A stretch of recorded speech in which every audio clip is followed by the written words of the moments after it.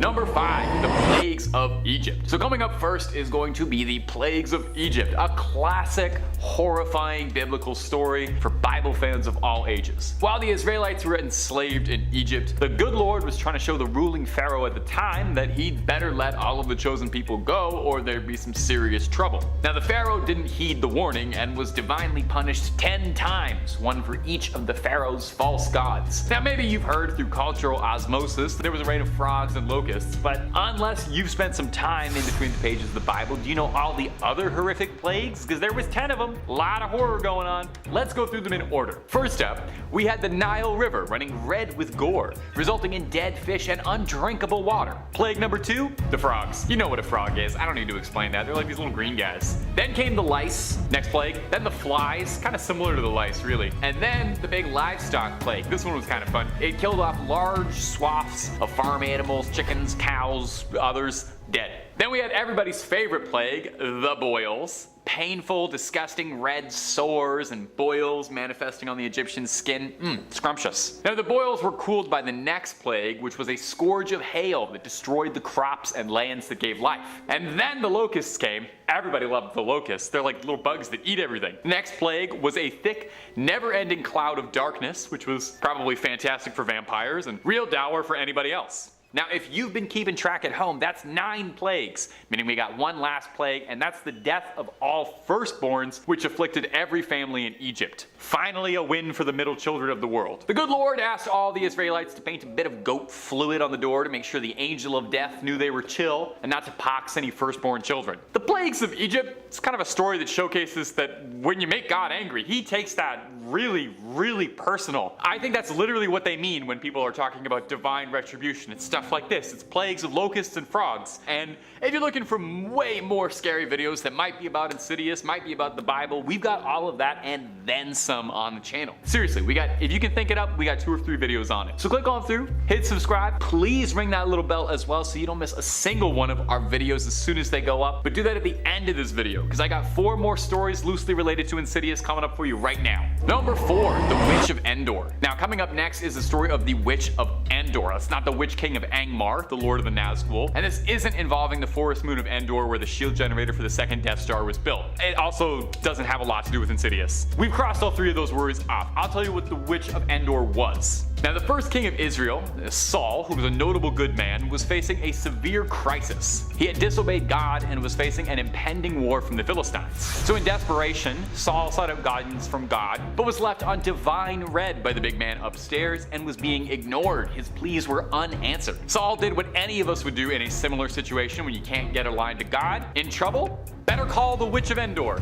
Oh, did you think I was going to do like a better call? Never mind. Saul rang up the Witch of Endor, a necromancer of some renown who was able to help Saul conjure the spirit of the dead prophet Samuel, hoping to gain a little insight for the upcoming war against the Philistines. Samuel's spirit appeared and spoke to Saul. Samuel's message was a very grim one, letting Saul know that he was not going to do terribly well in this war and was going to lose the war and also die. The prophet reiterated that Saul's disobedience and rejection of God had led to this outcome, you know? Mind your manners, mind your P's and Q's, maybe you won't die in a war. Overwhelmed by the encounter, Saul fell to the ground in despair. The witch then provided him with a meal before he departed. Now the story of the Witch of Endor serves as a cautionary tale against seeking supernatural guidance outside of God. I think that's a pretty easy moral to follow. Don't contact a necromancer. Be careful with your spiritual mediums. Josh Lambert in the first Insidious film got lucky when he contacted a trustworthy medium, and I don't remember the name of that character, but you might not be. So Josh Lambert, King Saul, pretty similar.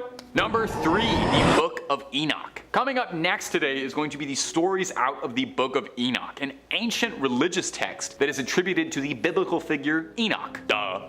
It's the Book of Enoch. I would assume that he wrote the book. Enoch is said to have been allowed to take a little tour of heaven and shown divine visions of the afterlife and the kingdom of God. Now there's a lot of discrepancy from Christian scholars if this book is considered a canonical text, but it is considered very significant and is unsettling and does have some interesting mythological aspects to dig into. The most well-known portion of this book that people discuss, people talk about, is referred to as the Book of Watchers. This section describes the descent of angels known as the Watchers. Doesn't that sound ominous? Now, these angels became obsessed with human women and their beauty, and I mean, come on, can you blame them? Have you seen human women? Va-va-voom! Anyway, these angels settled with human women, and they birthed a new race of beings called the Nephilim. Now, the Nephilim are described as being these gigantic, monstrous, hybrid human beings, kind of like, this is a nerdy reference, but if you've ever seen Attack on Titan, those big things, they're kind of like that. Listen to this quote about how they were corrupting humanity. And they became pregnant, and they bare great giants, whose height was 3,000 meters, who consumed all the acquisitions of men. And when men could no longer sustain, the giants turned against them and devoured mankind. And they began to sin against birds, and beasts, and reptiles, and fish, and to devour one another's flesh, and drink the blood.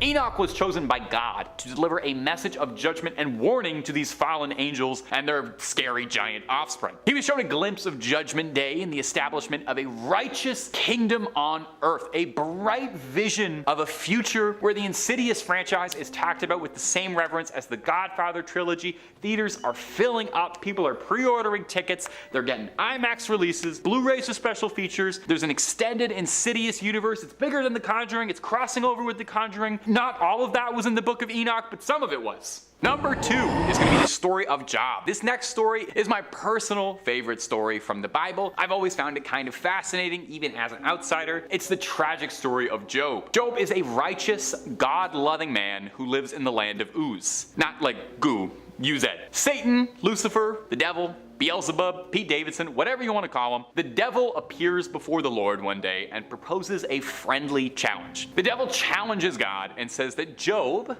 only reveres the Lord because of the blessing and protection that he enjoys, and that if Job had a terrible life, he wouldn't worship God. So God kind of does one of these and thinks, oh, maybe. So God grants Satan permission to test Job's faith. Seems like a horrible thing to do to one of your subjects, but hey. So Satan rubs his little paws together and gets right to work tormenting Job. Job loses his wealth, Job loses his family, and Job loses his health. However, Job loves the good Lord, and his faith does not compromise. So Job's good buddies, his close friends, Eliphaz, Bildad, and Zophar, you know how everybody's got a friend named Zophar, come to comfort Job. But they tell Job that all these things are happening to him because he deserves it. Suffering is a punishment for wrongdoing. Job is like, hey, I didn't do anything wrong. He maintains his innocence and questions why, as a righteous man, he must endure such immense pain. So he presents this case directly to God. He rings him up, and to try and understand these reasonings behind his suffering, why are you doing all this to me? Job remains steadfast that he's innocent and doesn't deserve any of this. So God responds to Job out of a whirlwind. God speaks to Job, emphasizing his divine power, wisdom, and sovereignty over all this creation. God asks Job a series of rhetorical questions to illustrate how little we as humans really know. And Job realizes this and humbles himself before God, puts himself back in his place. In the end, God kind of undoes a lot of that torment. He gives Job his fortune, his family, and he blesses them with more than he had before. Job's faith is vindicated, and he comes to understand that God's ways are just above and beyond his little Joby human comprehension, and he'll never understand what the big guy's doing up there, but he should just sit back and have it happen. It is presented as a very uplifting, optimistic story about having a never faltering faith, but there's something about a story where the divine creator lets an innocent soul suffer immensely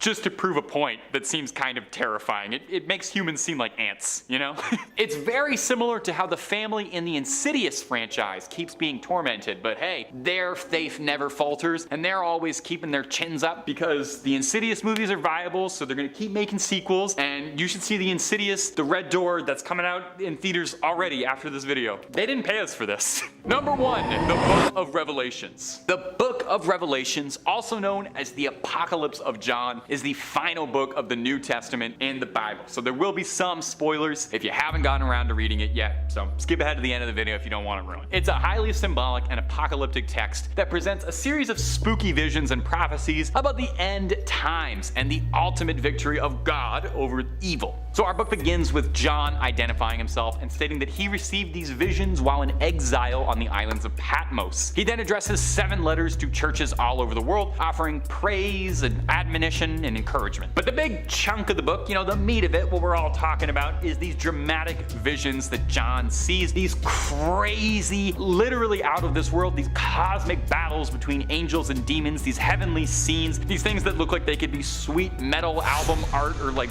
backgrounds from a Doom game. All these crazy battles with the horsemen of the apocalypse, dragons, the Lamb of God. Oh, big stuff, big, really cool stuff that would look awesome painted on the side of a van. The book describes a great tribulation that will come upon the earth, the apocalypse, marked by natural disasters, plagues, persecution of believers, the rise of a beast, commonly interpreted as a symbol of a tyrannical ruler or empire, and a false prophet who deceives people with miracles and leads them astray. Sounds kind of fun. John sees the ultimate victory of God, though, through all of this. He witnesses the final judgment where the wicked are condemned and the righteous are rewarded, and a new earth is described where God dwells with his people and all suffering and all sorrow are eliminated in this new heaven. And in this new heaven, there's as many insidious movies as you want there to be. There's endless stories for the Lambert family and that demon that's got like red lipstick on his face and he kind of looks like Darth Maul. And what else happens in the Insidious franchise? I've only seen the first one, but you better see Insidious 5, The Red Door, because it just came out and the Bible was scarier than it. In at number 5, Nadab and Abihu burned alive. Nadab and Abihu were brothers chosen to serve the Lord as priests due to their family having a rich pedigree. Their intensive preparation and dedication to serving God. However, when they chose to make an offering to the Lord, they did not know it would be their last. They dressed in their best robes and made their way to the altar to make an offering of incense. It was a known fact that they were forbidden to make unauthorized offerings to the Lord, and it is unknown why they ignored this warning. Once their offering was made, a flame engulfed the altar and the brothers onlookers watched as they were burned alive. It is said that these deaths were to show the people that there are no sins too small. The brothers should have known that the incense was an unauthorized gift. Something to keep in mind next time you light some incense in your home. Which I never do, so I'm fine. No one's burning me alive, motherfuckers. Coming in at number 4, John the Baptist is beheaded. Now this one starts with some Kardashian-style family drama. John the Baptist had been imprisoned by Herod the Tetrarch for commenting that it was not right that Herod had divorced his wife Basilis, so that he may take his brother's wife Herodias instead. John commented that it is not lawful for you to have her, which seems like a nice way of putting it. Herod has John imprisoned and was planning on keeping him there. The people saw John as a prophet and Herod didn't want to cause any upset. For his birthday he had a gathering where Herodias' daughters danced for all of the guests. This pleased him and his guests so much he made an oath to grant her anything she wanted. Prompted by her mother, she asked, "Bring me John the Baptist's head on a platter." Herod was disturbed by this, but he had to keep his oath. That evening John the Baptist was beheaded in his cell. His head then brought on a platter to be presented to Herodias and her daughter in front of all of their guests. It is unclear what happened to the head after this, but that is some crazy revenge for gossiping about the family. That's why you should never gossip. Someone might cut out your tongue. In at number 3 we have King Herod eaten alive. Here is another example of someone upsetting God and paying the ultimate price. King Herod, a different Herod from the last story, was giving a speech to his people as he usually does. On this day, however, while he was speaking, someone cried out, "The voice of God and not of a mortal." He did not refute the claim that he was a god, and it is said that he was instantly struck down by an angel. Angels are savage. We've learnt this on this channel. They're evil. The story goes on that he did not have a quick death. He was in agonizing pain for at least 7 days. It's like it took God 7 days to build the world. Wow. 7's a good number. Like David Beckham. He was number 7. Not that I believe in God, you know. I don't believe in anything. During this time it is said he was being eaten alive by worms from the inside out. The worms consumed him after 7 days, and this was his slow, painful cause of death. Imagine a worm consuming you. Worms are evil because you can cut them in half and then they are 2 worms. That's you just created 2 different things. 2 worms. When 2 become 1. When 1 becomes 2. Like what the that shouldn't be right. Like you should never be able to cut something in half and then it becomes 2 living things. Anyway, that's and it's worse than The Conjuring. In at number 2 we have Concubine of a Levite. This story is about a Levite who was traveling with his concubine, a second-class wife. Sucks. Imagine being the second-class wife. I only want to be first class. Along his travels, he finds an elderly man who offers to give them shelter for the night in the town of Gibeah. It is a dangerous place no one should be traveling through. Some dangerous men show up at the house looking to have a good time. The Levite and old man decide to offer up the concubine to appease the men, hoping this will keep them safe from the men. The concubine is taken away by the men for the rest of the night. In the morning, the Levite finds the concubine dead outside of where he had been staying. The man is angry for what they've done to her, so he decides to get revenge on the men, so he dices them up. He then sends those pieces to 12 tribes surrounding Gibeah, which leads them to attack the city. Dicing your girlfriend up to get revenge on her murderers doesn't seem like the best idea, but then again, he did offer her up to them in the first place. So, you're in the wrong. You should be in The Conjuring, and I'll possess you. And finally, in at number 1, we have Ezekiel's Army of the Dead. This next one might remind you more of The Walking Dead than a Bible story. Ezekiel was brought by God to a valley that was full of bones. He walked back and forth among the bones until God asked him if these bones could once again live. God then told him to repeat a prophecy to the bones as he told him it. The bones started to move from around him. They began to form and find the other pieces of the body they had lost. Tendons and flesh appeared on them and skin covered them, but they were not breathing, they were not alive. He then told him the final words to speak, and the dead began to wake up and breathe once more. God told him that these are the people of Israel who had been killed. He was bringing them back to take their rightful place back in their land. Ezekiel then had a full undead army to take back their land which they had lost. In at 5, Mammon. In the New Testament of the Bible, Mammon is a fallen angel. His name is thought to mean money, material wealth, or any entity that promises wealth. He's essentially the embodiment of the cardinal sin, greed. Sounds like a swell guy. He is associated with the greedy pursuit of gain. I quote, "You cannot serve both God and Mammon." He is often personified as a deity and is included amongst the 7 princes of hell. According to some readings, he is the son of Lucifer himself, conceived before his father fell from heaven and born after he was sent to hell. Before his fall from grace, I quote, "He was more interested in heaven's golden pavement than its celestial leader. From the underworld he comes up with schemes to manipulate humans into adding to his fortune. He is supposedly so powerful that innocent humans can be corrupted by him, adding to his treasures and fortunes instead of virtues that they can carry up to heaven." In at 4, Abaddon. Abaddon is known as the angel of the bottomless pit, one of the many fallen angels we have on our list. In the New Testament book of Revelation, they are described as the king of an army of locusts, as well as destroyer, the angel of the abyss. As the king of locusts, he has an army resembling horses with crowned human faces, women's hair, lion's teeth, wings, iron breastplates, and a scorpion stinger. Nasty. Many believe Abaddon to be the Antichrist, but others identify him as the angel as Satan. According to Revelation 9:1-11, after the 5th angel sounds his trumpet, a star falls from heaven and opens the bottomless pit. As a storm of smoke arises, and from the smoke a plague of locusts emerge to torment, but not kill, men who lack the seal of God on their foreheads for 5 months. His origin gets a little hazy, making him appear to be the servant of God, yet also a servant of Satan.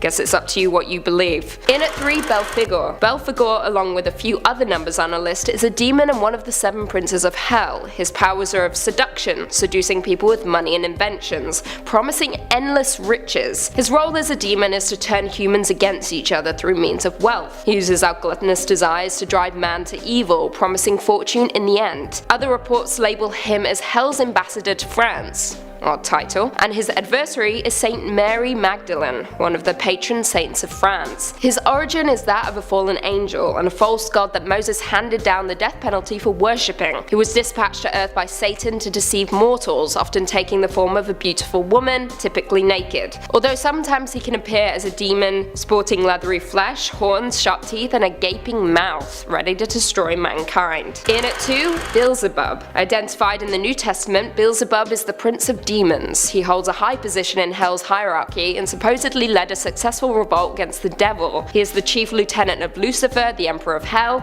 and is often placed among the 3 most prominent fallen angels, the others being Lucifer and Leviathan. He is capable of flying, which is the worst, and is known as the Lord of the Flyers or the Lord of the Flies. Beelzebub is rumored to be responsible for many demonic possessions throughout history. One of the most famous is the possession of Anneliese Michel, a teenager who was diagnosed with epilepsy before a number of exorcisms were later performed, eventually resulting in her death. Beelzebub was also believed to be sowing his influence in Salem, Massachusetts. His name was repeatedly mentioned during the Salem witch trials. And finally, in at number 1, Lucifer. In classical mythology, Lucifer, meaning the bringer of light, was the name of the planet Venus, though in many cases Lucifer was represented as a winged child pouring light from a jar, or even a man bearing a torch. Now in Christianity, as we know, Lucifer became so obsessed with his own beauty and intelligence that he began to desire the honor and power that belonged to God, corrupting him and forcing God to cast him down to the underworld. It is also noted that once he was cast down, he changed his name from Lucifer to Satan,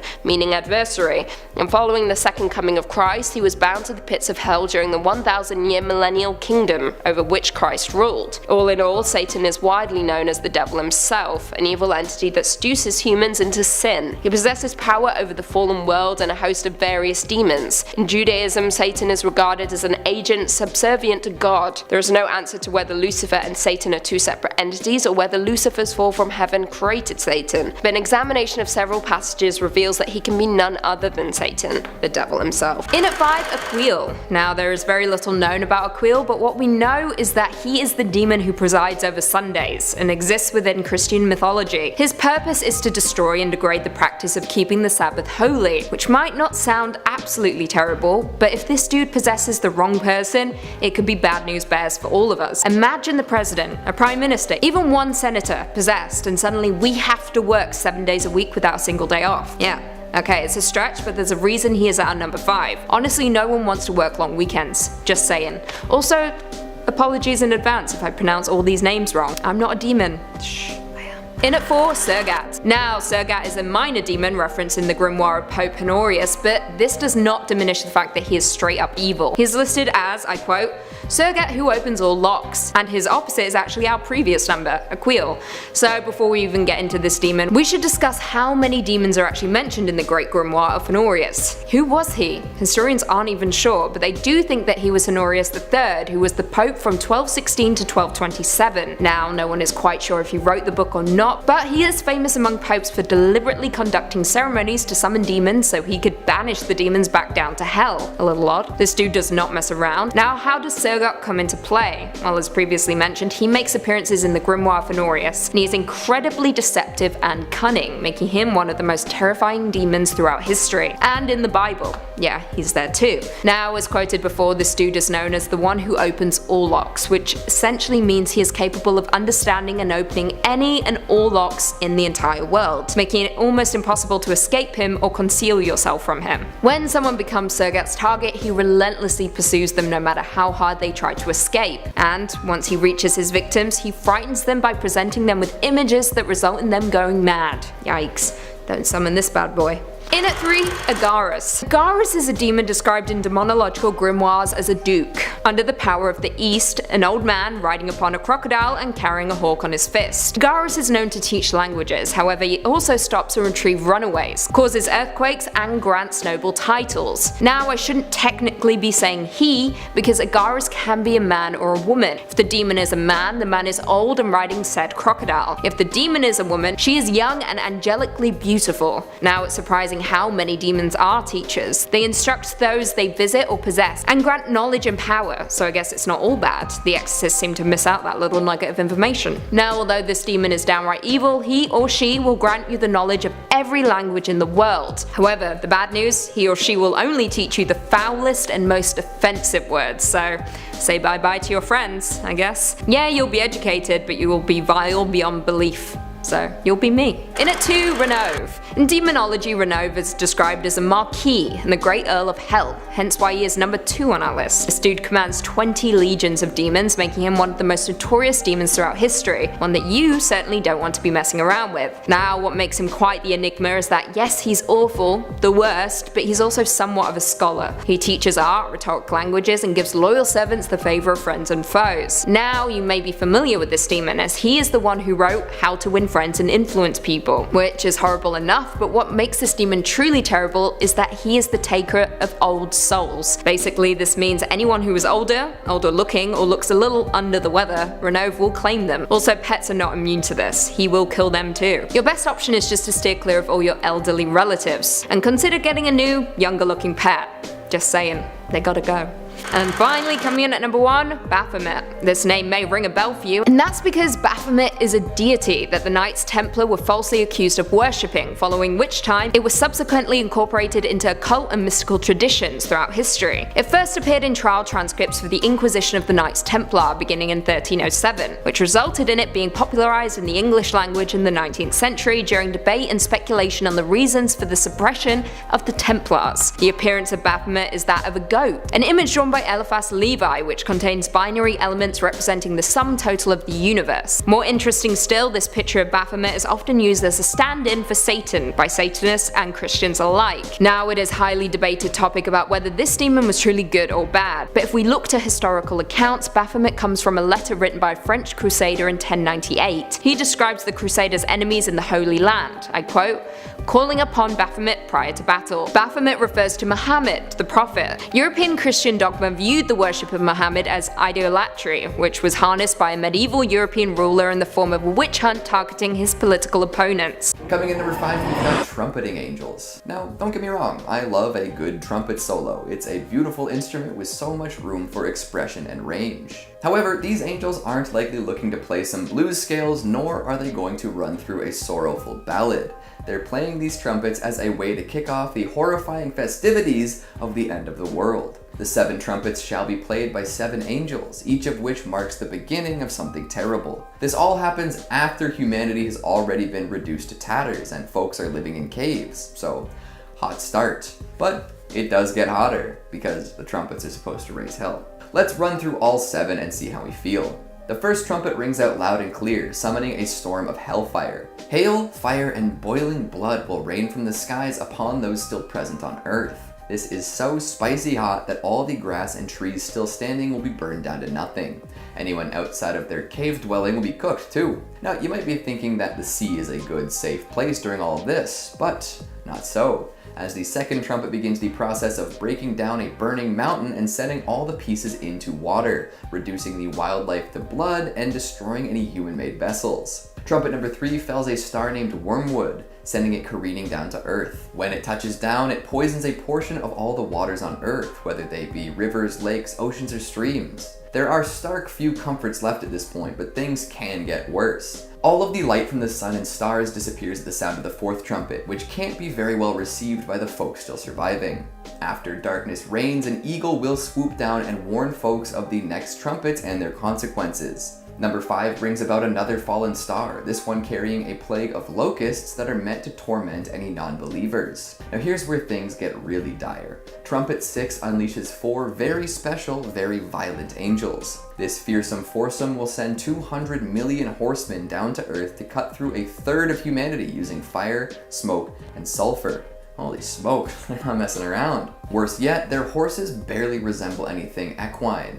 They're chimeric abominations with heads of lions, snake-like tails, and horrible breath. Lastly, number 7 kicks off a brand new set of tortures for those who remain on Earth, led by another set of awful angels. Let's talk about that in the next entry. Coming in number 4, we have the 7 bowls. The trumpets were just a warning, a sign of things to come. And while the angels who played these deadly instruments are bad, the angels in charge of these heavenly bowls are so much worse. Plus, they look like they're bringing down holy offerings, which gives folks false hope before realizing what's actually going on. So 7 angels take up 7 bowls or vials or whatever vessel you can imagine and bring the contents down to Earth. They then begin pouring whatever's inside down upon the ground, and then things go really sour. Inside these bowls resides pain and torture, plague and disease. Anyone who made it through the trumpeting will then be annihilated without remorse. Folks develop oozing sores, rivers are filled with blood, people literally combust on the spot. It's all very wild. And the fun doesn't stop there either. As plagues spread through the world and those who have sinned suffer lifetimes of pain, even more madness is poured by these bowl-bringing angels. After the Euphrates River dries up, battles between kings of the world will begin and more lives will be lost. And to top everything off, the bowls bring about the most powerful and destructive earthquake that mankind will ever see. No disaster to date will compare to the chaos whipped up by this massive quake, leveling entire cities in seconds, opening up enormous chasms in the earth, and generally making it really hard to have a good time. Damn. So what at first appears to be a reward for surviving the trumpeters actually becomes an ever greater punishment. These angels literally split the world apart with a quake after implementing all sorts of legendary suffering. Jeez Louise, I thought these guys were supposed to protect and watch over humanity, not absolutely annihilate everyone. Coming in number 3, we've got the false prophet. Whether this is actually an angel or not is a point of contention, but I believe that this presence is employed by the heavens regardless, so we'll allow it. This beastly brute will arrive just in time to sway the hearts of weaker humans, and then condemn them for falling to his trickery. During the divine trumpet solo, a horrifying beast will emerge from the sea, killing many. However, the beast will be injured after this. Once that is complete, the false prophet will rise. This entity will force anyone around to worship the first beast, causing them to be branded with the mark of the beast, or 666. Any who comply will be damned, of course, and will also suffer immensely once the plagues from the bulls rain down. But really, did any mortal have a choice in the matter? The beast from the sea is powerful enough to frighten anyone into submission, so what else are they supposed to do? During a reign of hellfire like that, there's not too much in terms of rational thinking or hope. I suppose it's a test to see if those who are truly devoted to God are ready to simply die with the knowledge that they'll be saved. But still, that is a hardcore trust test. Coming in number 2, we've got the of Babylon. Another questionably angelic figure, but one who appears nonetheless. As chaos reigns around the world, the of Babylon will descend upon humanity riding a beast with 7 heads and 10 horns. She will be drunk on the blood of martyrs and saints and looking for a good time. And by good time, I do mean blood. This is interesting, as this particular figure seems to be representative of a political movement at the time. Scholars often accept her as a symbol for Rome, with 7 heads representing the 7 hills of Rome and the 10 horns standing in for the 10 emperors who seem to be pushing for a less Christian world. So even if this promiscuous beast rider wasn't an angel from heaven herself, she represented something that God would have abhorred. And in being a symbol to rally against and hate, this Babylonian beauty probably steered folks back in the direction those at the church appreciated. Interesting, right? And finally, at number 1, we've got Abaddon, God's chosen angel of death, the supposed location of the lake of fire, and a legendary name overall. This figure is said to have released the locusts mentioned earlier. A swarm of locusts probably isn't that bad in the grand scheme of things. They can block out the sun and eat all your crops, but that is a minor setback. However, Abaddon's locusts, that's a whole other story. These hellish insects are ready to go to war. They're said to appear as war horses with human heads and thorny crowns. With long flowing hair and teeth as sharp and strong as a lion's, they're instructed to torture anyone without the sign of God on their forehead for 5 long months. It seems a little excessive, but here we are. This is an angel who's all about cleansing the world of impure people through death, and the fact that he also commands these hordes of nightmare bugs only serves to intensify his wicked reputation. If there's an angel better known for cruelty and unforgivingness, let me know. But for now, we'll let Abaddon top the list. I hear there's a hotel somewhere that shares his name. I wonder what it's like. So there you have it. I've scoured the tomes, scrubbed through the texts, and found some particularly petrifying angels mentioned in the holiest of holy books.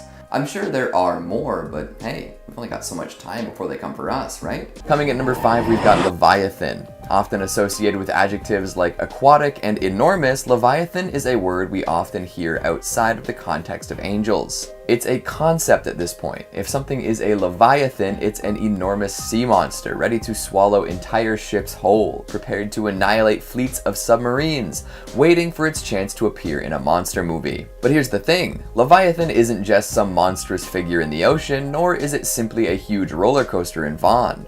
Leviathan is also a demonic angel.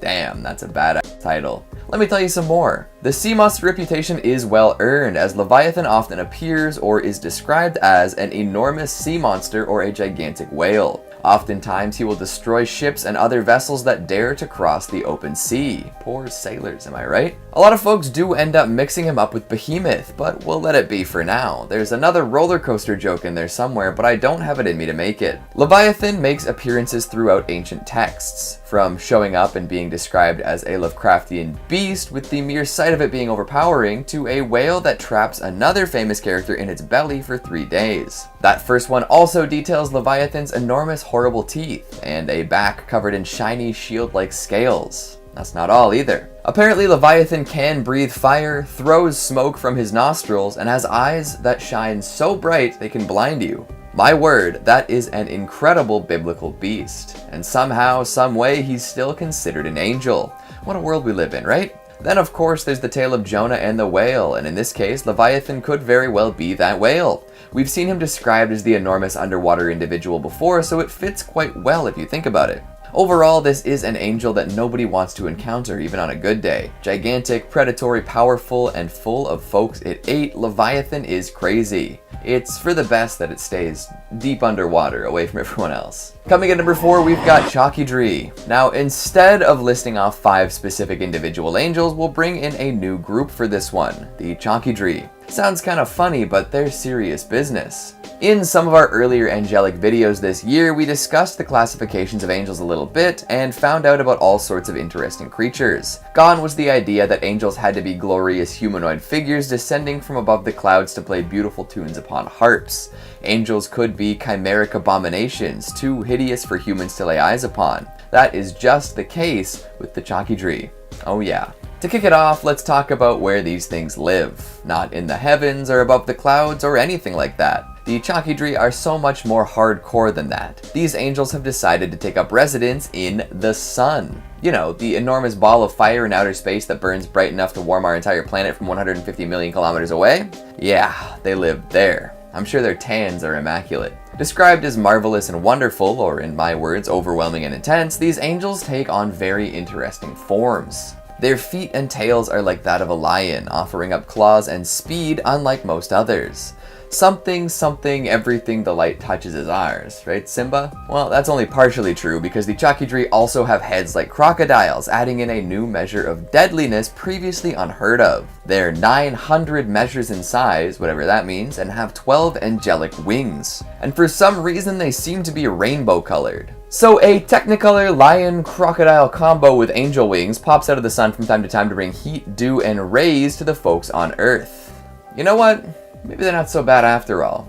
Coming in at number 3, we've got Belphegor. And we're back to individual powerful angels. This one in particular is a well-known fallen angel, which tends to be the case a lot of the time. Belphegor is associated with plenty of sinful behaviors. There's greed, sloth, discord, selfishness, and more. Although, let's be real, sloth and greed are the biggest in his books. He likes to give mortals great ideas for inventions, therefore filling their minds with selfish greed. They'll devote great parts of their lives to these plans, forgetting all sorts of other important things. And often, if these inventions come to fruition, they don't actually improve the state of the world all that much. Yeah, it's mostly stuff that extracts more wealth from the world in the laziest and most destructive way possible. Then the inventions will also draw their users into sloth, as they make things a little too easy. Classic Belphegor. Interestingly enough, this isn't a fallen angel who was on Lucifer's side from the start. However, when Lucifer and his supporters staged their rebellion against the heavens, Belphegor didn't explicitly side with God either. For this slight, he was inevitably sent down to hell anyways. Damn, you just can't win, eh? However, as we've seen, he's adjusted quite well. After his fall, he took to being a prince of hell quickly and started doing his best to preside over sloth. At least he's adaptable. Coming in number 2, we've got Mastema. Known for his judgments and punishments of humans, Mastema is one scary angel. He's an arbiter, and you do well not to forget that. If Mastema gets the chance, he'll put you 6 feet under for eternity. Worse yet, he treats his whole job like a sting operation. Instead of sitting back and waiting for humans to do unholy things, he actively tempts mankind with all sorts of stuff to make them act out of turn. That's tough, huh? Like, you'd think you're living your life and then bam, Mastema tempting you with something lovely but sinful. It just doesn't seem fair, does it? But that is what this angel does, and he does it well. Some say that Mastema and Belial are the same entity, just seen from different angles, Belial being the more demonic and Mastema being more angelic. However, their actions are indeed the same, or mostly similar, from leading some of God's armies against angels, to controlling legions of demons to control and tempt humans on Earth. It's even said that Mastema was involved with the Watchers, who ended up causing that massive flood way back when. You know the story. So now Mastema is known as the tester of humans. Even after all of that chaos and mayhem, he's still trusted to do things in the name of God. And I'm not sure which is worse, damning people in the name of Satan or damning people in the name of God. I'd much rather an angel try to help people be better rather than entrapping them and seeing to it that they're sent to hell. But hey, I don't claim to understand how angels work. And finally, at number 1, we've got Lucifer. If we were to tally up every list that Lucifer topped, what do you think the final count would be? It's probably a lot higher than I'm estimating, to be honest, but hey, it's not like his spot at the top is undeserved, right? Lucifer worked hard to earn the recognition of people around the world. Hell, there's even a popular TV series featuring this fallen angel. If you can think of a more famous or more fearsome angel than this, please let me know. But until then, we're putting Mr. L right at the tippy top, over and over again. You know the story. Lucifer was an angel without peer. Nobody could stop him. He was the ultimate in heavenly hunks. But then one day he let his pride take over. Instead of being happy that he was the creme de la creme of angels, he thought about usurping God himself. Wrong move, yeah? After organizing something like 1/3 of all the angels in heaven for an uprising, they got beat by the remaining heavenly bodies and sent down to the underworld. So much hope, so much pride, so little execution. Since then, Lucifer / Satan / the devil has been watching over hell, doing what he can to bring order to the chaos. Someday he may rise up and take revenge upon those who smote him. Until then, though, he's responsible for a whole lot of human folly. Goodness gracious. Right on, right on. So many powerful, evil, and downright despicable angels, so little time. Coming in number 5, we've got Puriel. Not to be confused with the top tier hand sanitizer, although I wouldn't be too mad if you made that mistake. This angel does a similar job to the alcohol-based cleaning solution. He purifies and eliminates all sorts of unsavory things. Whether or not that's 99%, I can't be sure, but here we are anyway. His job is one that not many would really want to do. Puriel is the angel of punishment. One would think that once you made it to heaven, there wouldn't really be a need for that kind of thing, but apparently we're wrong. He watches over the prison in heaven, acting as the warden. Who knew? He's also responsible for examining each and every soul that makes it up to heaven after dying. During this spot check, he makes sure that the soul is pure enough to be allowed to pass through. Kinda like a TSA check at the airport, but somehow more invasive. Instead of checking your passport and your luggage and making assumptions based on your appearance and background, they're instead reaching into the depths of your soul. Talk about a cavity search, am I right? If you are fit to enter heaven, he will let you pass, although I'm not so sure you'll be the same person after an experience like that. Fail the test, and out you go. Down to hell or possibly purgatory to cavort with all sorts of other unworthy individuals. Damn, so close too. Puriel is known for being fiery and pitiless too, so don't count on just barely squeezing by. If he doesn't like what he sees, he's gonna drop you from the clouds faster than you can say bless you. Dang. Maybe he does have a lot in common with Puriel. I'm sure he eliminates 99% of potential heavenly residents. I wonder if that could have any long-term implications like hand sanitizer and antibiotics do, you know, by leaving some of the stronger unsavory bits untouched so that they get stronger and no longer be purified by that regular dose. Super bacteria, here we come. Oh man, did I just compare me and the others unworthy of heaven to bacteria? Gotta work on that self-esteem. Coming in number 4, we've got Simkiel. Dangerously close to Sin Kiel, this is another remorseless, unrepentant angel. Do not put yourself in her sights lest you be utterly annihilated in seconds flat. One has to wonder how an angel becomes the chief of destruction, although I wouldn't recommend asking Simkiel anything about it. She's likely to just cash in on that title in the wildest way possible. Destruction. In addition to her first title, she also is known as the Angel of Vengeance, which works well with those predetermined traits. Destructive and vengeful seem to go hand in hand quite well. Claim revenge through destruction, destroy upon the path of vengeance. What an angel. Simkiel does spend a good amount of time in heaven, commanding other angels, but will often be called down to earth to chastise and purify sinners. Most folks have a hard enough time being chastised by their teachers and employers. Imagine a literal angel from heaven dropping in to give you an earful. My word. Plus, the way most angels purify sinners isn't pleasant. It's not just radiant light zapping you to righteousness in the same way a UV light might disinfect buffet food. You're probably getting smoten. Straight to hell with your sinful ass. She doesn't always work alone either. Many lesser angels receive Simkiel's orders and follow them with fervor. A whole platoon of vengeful, destructive angels on the lookout for sinners and sinner adjacents. I don't know about you folks watching at home, but I don't think too many righteous and pious people are watching top 5 scary videos. So Simkiel should be on our list of folks to avoid at all costs, as if we could even avoid her in the first place. Oh well, I guess there's only so much you can control in life. Might as well get cleansed by the good guys in the end, right? Coming in number 3, we've got Ansiel. Working closely with Simkiel, Ansiel is another tough cookie straight out of the clouds. With a name meaning the constrainer, one can assume that nothing good comes from being constrained.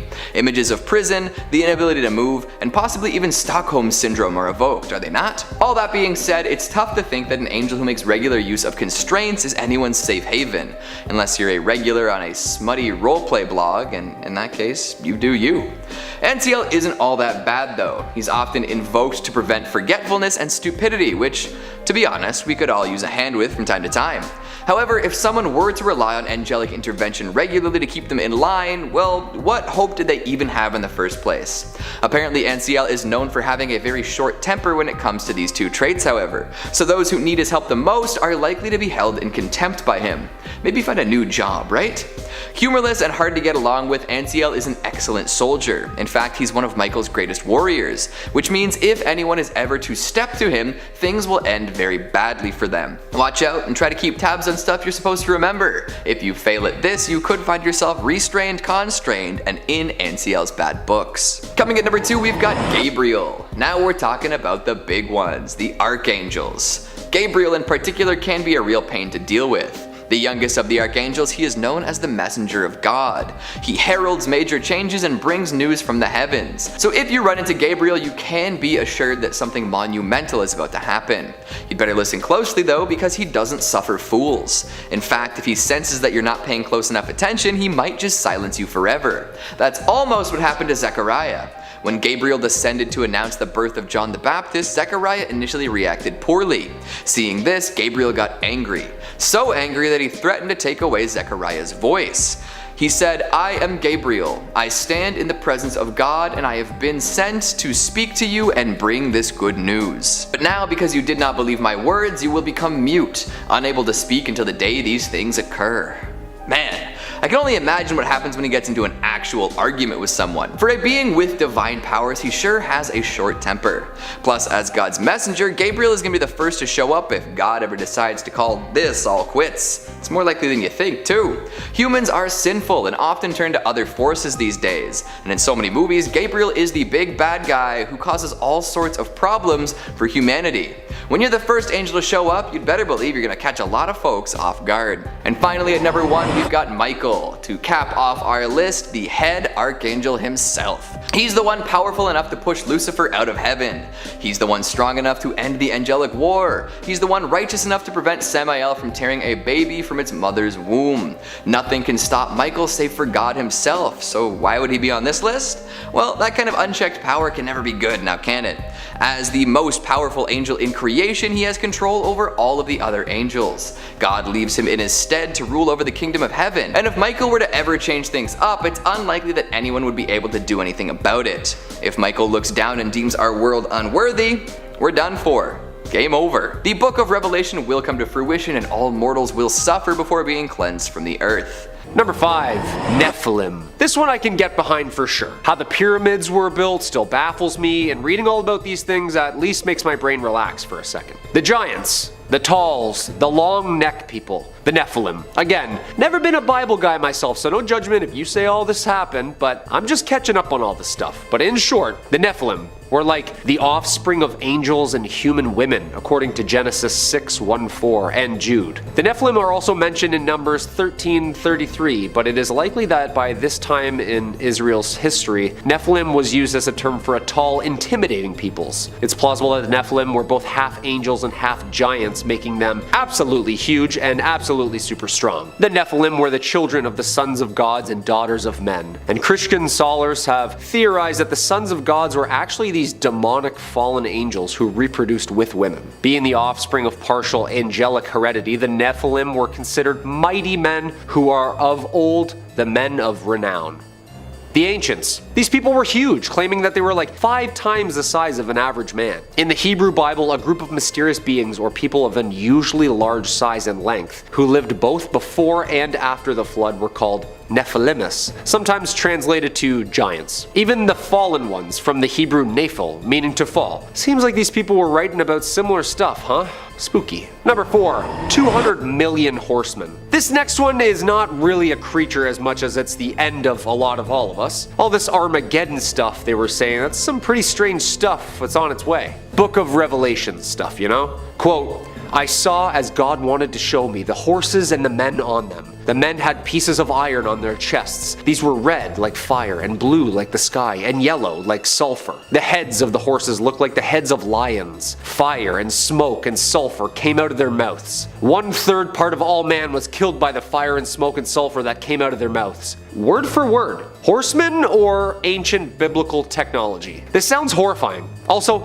200 million? That's a lot of flying flaming horses just trucking around the skies and sands like giant tanks, firing fire out of their mouths and nose. As I looked, behold, a stormy wind came out of the north, and a great cloud with brightness around it, and fire flashing forth continually, and in the midst of the fire, as it were gleaming metal. And from the midst of all this came likeness of 4 living creatures, and this was their appearance. They had a human likeness. Okay. You put a Baja hoodie on me at a Dave Matthews concert and hear me saying all that stuff, you probably just think I'm some sci-fi stoner. Nope. This is riveting material, folks. I need to read this thing front to back. Apparently this force was supposed to have taken out, or is going to take out, 1/3 of the entire world's population. I know like 3 things that can do that. Pandemics, missiles, and floods. However, if men and horses showed up with lion heads breathing fire, it's safe to say it's game over. Number 3, the Leviathan. Okay, at first I was like, oh, that's a roller coaster at Canada's Wonderland. No, this vicious monster was actually modeled after this vicious monster. The Leviathan, the second of the great monsters described in the book of Job. This Leviathan, is an absolute massive sea monster who's impervious to human weapons, breathes fire, and emits smoke from his nostrils. So this is a Zelda boss for sure. The Leviathan is probably related to another ancient monster called Lotan, a 7-headed giant serpent who represents primeval chaos, as with pretty much every other biblical creature does. Hey, these things aren't meant to be cute and fuzzy. There's some less exciting theories that insist the Leviathan is just a dramatic interpretation of a crocodile or anaconda or maybe a plesiosaur, resembling something like the Loch Ness Monster. But that doesn't explain the breathing fire thing, or the size. Was this giant sea snake a water dragon? Because apparently it's like 300 miles long. Yeah, terrifying. Scary thing now is many different religions and cultures have their own version of the Leviathan. Tiamat, Hydra, Jormungandr. Maybe this thing was just hunted into extinction. I don't know. What do you think? Number 2, Archangel Michael. It is said that the angels are not humans, but creatures made from God's creation. I've also seen what the Bible describes angels looking like, and it's not handsome people with wings. Apparently a lot of these things, people really couldn't even describe what they were seeing in front of them. But we'll get to what these things look like in a minute. Of those creatures, Satan, aka Lucifer, is one. The one.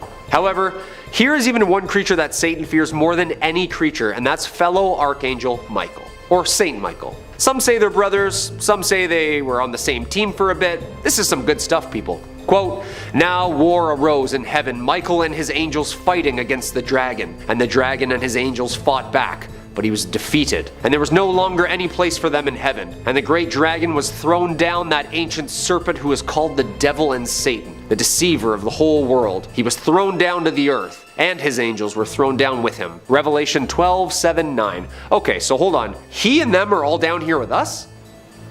That's terrifying. Apparently Michael led that army that won, so whatever scares Satan scares the hell out of me as well. Also, all these pictures and statues of him and like window panes are all of him like wielding a giant sword made of light, just stepping on Satan's back as a hero. That's pretty intimidating, not gonna lie.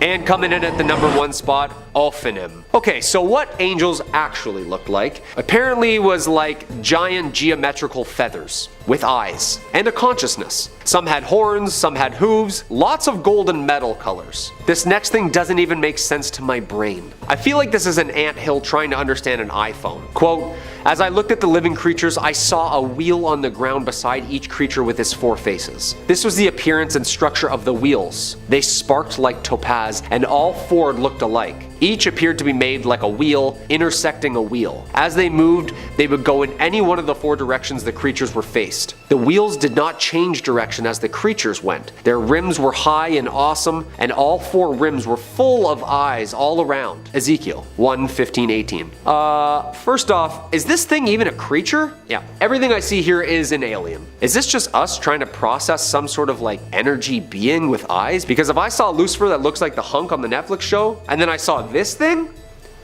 One of the Dead Sea Scrolls interprets them as angels. Late sections of the Book of Enoch interprets them as class of celestial beings who don't sleep and guard the throne of God. Whatever this thing or things are, it sounds and looks absolutely horrifying. How could you paint that on a ceiling? I would just give up and paint wings and a halo as well. For real though, like, that is a spaceship of some sort, isn't it? I mean, I understand the times, maybe the science wasn't there, but this thing is straight out of a sci-fi novel. Number 5, the Behemoth. You wanted 5 more creatures, and I wanted an excuse to keep reading this thing. This book is terrifying. Speaking of, did you know that there's a herbivore creature plated in spikes and armor with a tail the size of an oak tree, head like a lion swallowing up rivers, just roaming around back then? Yeah, apparently. The Behemoth. This Goliath of a beast was one of the first talked about. Not the first beast, that's a completely different thing. Also terrifying. The Behemoth. God's secret weapon, and apparently the first thing he created. Hadn't made us in his image yet, so this hippo tank Elder Scrolls boss was what God went with. One of the most popular and revered creatures in the Bible. Quote,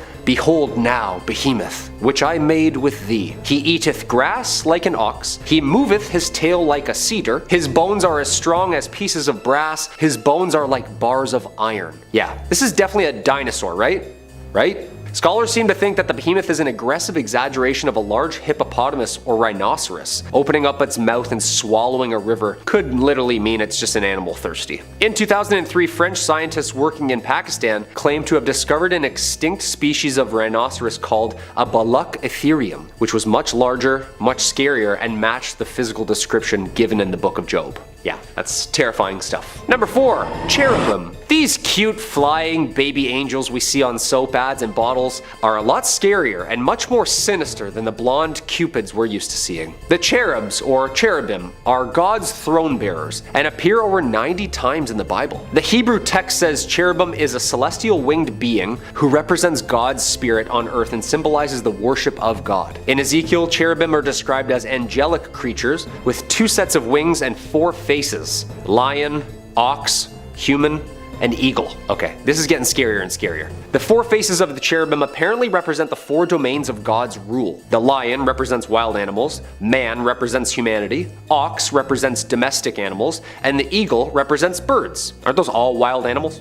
I don't know. The cherubim appear in several texts of the Bible, including Genesis, Ezekiel, Kings, and Revelation. Yeah, so lots of people were seeing these things, and they all kind of sound somewhat the same. They all oddly say 4 faces. Like every which way they turned, they could see a face. Some say, quote, "They move quickly, using a wheel within a wheel, and their wings cover their body." Question, what's with all the wheels? People just like looking up into the sky all day must have had like severe floaters in their eyes, because a wheel and a cute baby angel thing look completely different, no? A conjoined wingspan of the 4 cherubim are described as forming a divine chariot, the so-called mercy seat of the Ark of the Covenant. 2 cherubim make the ark and form a space through which Yahweh would appear in Ezekiel's visions. The status of the cherubim are a sort of vehicle for Yahweh in the book of Samuel. So in a sense, they're kind of God's messengers, you know, bringing things up and down from him and to him, including him.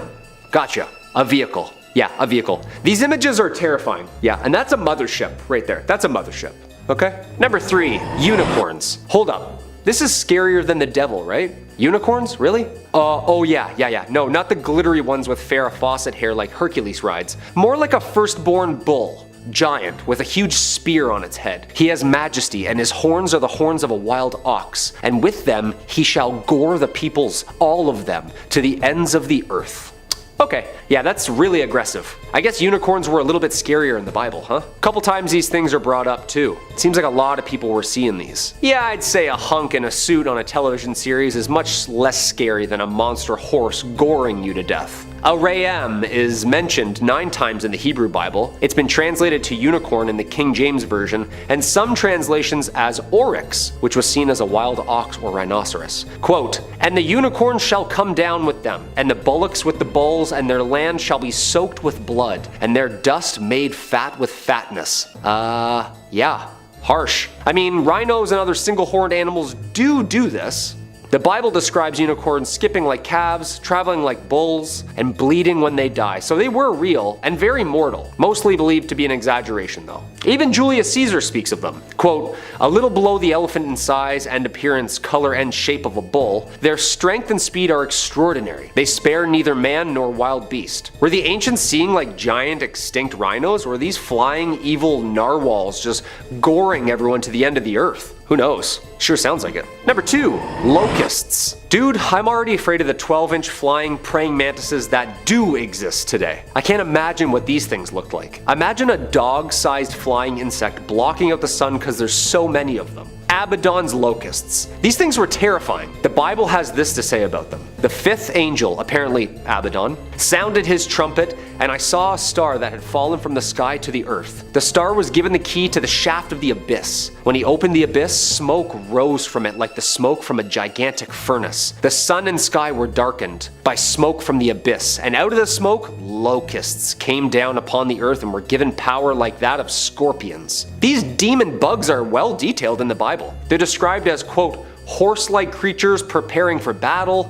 adorned with crowns of gold above their head. Their face is like a man, but woman's hair with lion's teeth. Their body was locust-like, covered with iron breastplates. They have scorpion-like stings on their tails and razor-sharp claws, and the sound of their army will be like 1,000,000 horses marching to the battlefield. Dude, that's a locust?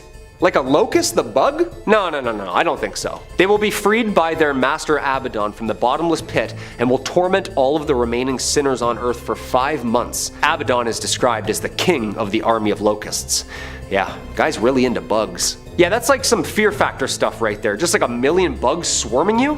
No thanks. And coming in at number 1, the dragon.